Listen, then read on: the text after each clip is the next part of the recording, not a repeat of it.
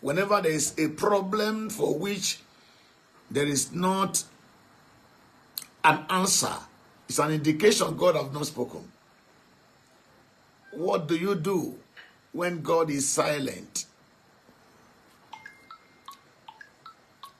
Everyone usually passes through a period in his life when it looks as if God is silent. Which means you prayed and prayed and fasted, and the problem seems not to be going away. It's as if the heavens are blocked. It's as if the heaven is sealed. What do you do? There are three reasons, first of all, that creates God's silence. One, it could just be a test. God might just be testing you to see your attitude in the crisis time. You know, we are used to celebrating God when all is well. When there is a little shift from the norm of perfection and beauty, we suddenly drop down our instruments of activity. We immediately drop down our instrument of praise. So God will want to test us. So it could be a test. The second reason why there could be a silence is that God might have, what you are asking God to do have been dated. It means the miracle has been dated. God will be quiet. It means what you are asking God to do, he will do it, but the date of his doing is not now. It has been dated. It's a futuristic performance of God. So he will be quiet. The third reason why God could be quiet is that he might have changed his strategy of performance over the issue. And he's expecting you to withdraw, to ask him, so you can find out the page he is in over the issue. And as long as you're not willing to withdraw to seek his counsel, he will be quiet. But what do you do when it looks as if God is silent? When there is an issue, a challenge, a problem for which we are wrestling and trying to get victory and to have an answer, but everywhere is blocked. But there is nothing as horrible as when God is silent. There is nothing as terrible as when God is quiet. It's a serious time. If you don't master the art, if you have not been tutored on how to respond when God is silent, or when he's quiet, or when he refuses to respond over issues of challenge, you just fail. That I pray in the name of the Lord over any area of your life where you look as if God is silent.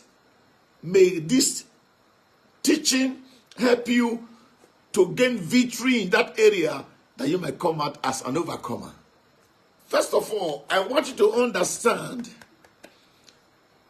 that our relationship with God is not so much about problem solving. When you make your walk with God problem solving, you might not be happy at times. There will be times in your life where you'll be so sad because the problem is not solved. Either God is testing you, or the answer to that problem have been dated for the future, or the strategy with which God started, he has changed his strategy. And you always have problems. You'll be sorrowful. You'll be depressed. You'll be frustrated. When a child of God gets depressed to the extent that he wants to commit suicide, that's serious.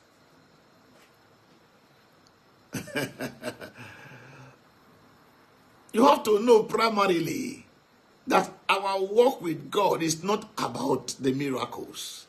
No, it's about the fellowship. I want to quickly explain here that you must begin to source your joy from two sources. One, the joy from your intimate fellowship with God. If that is not where your joy comes from, you're going to have a problem. Many people's joy comes from the car, come from the house, come from the children, come from the marriage. All these things are variables. They are subject to temptation. They are subject to attack. They are subject to variation. If your joy is anchored on materialism, if your joy is anchored on things, then there will definitely be times in your life when you will live in sorrow, when those variables vary.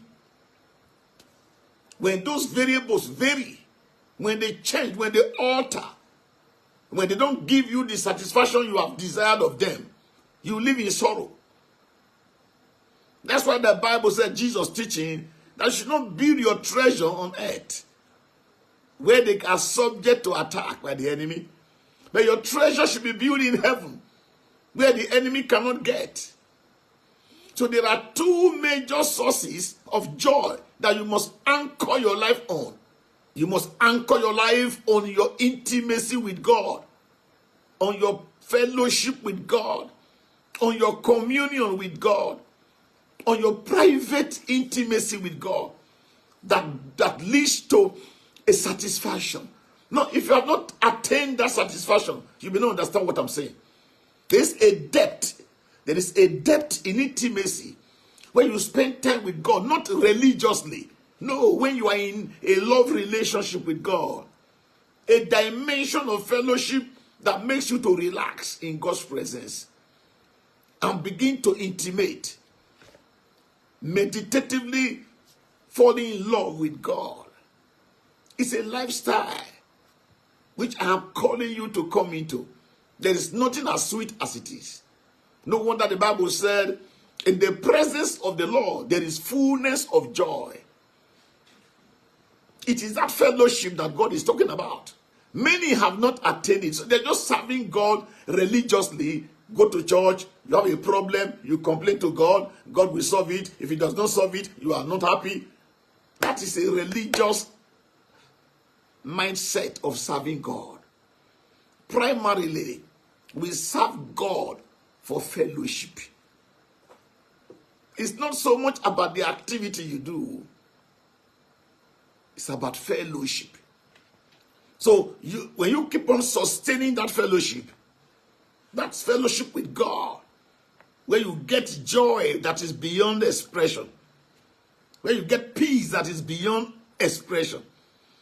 The devil cannot tamper with that. As long as you keep on sustaining the fellowship. The environment may be turbulent. There may be problems here and there. But if you sustain that, you get joy unshakable. That when people are expecting you to cry, you are still smiling because of the joy you deduce from your intimate fellowship with God. The second source of joy that is eternal, long-lasting, that is sustainable, is joy of eternity. The joy of one day you will be in heaven. The joy of one day you will leave this planet Earth and you will live with God forever. The joy of eternity with God. Now that has departed from the church. The church no longer have this aspect. Their joy is based on the result they get in their relationship with people. That's why somebody did not greet them, they lose their joy. Somebody told them to move from one seat to another seat in the church, they lose their joy. The husband says, don't go to you are not going to your mother's place tomorrow. You told me for, but I'm refusing now. She loses her joy.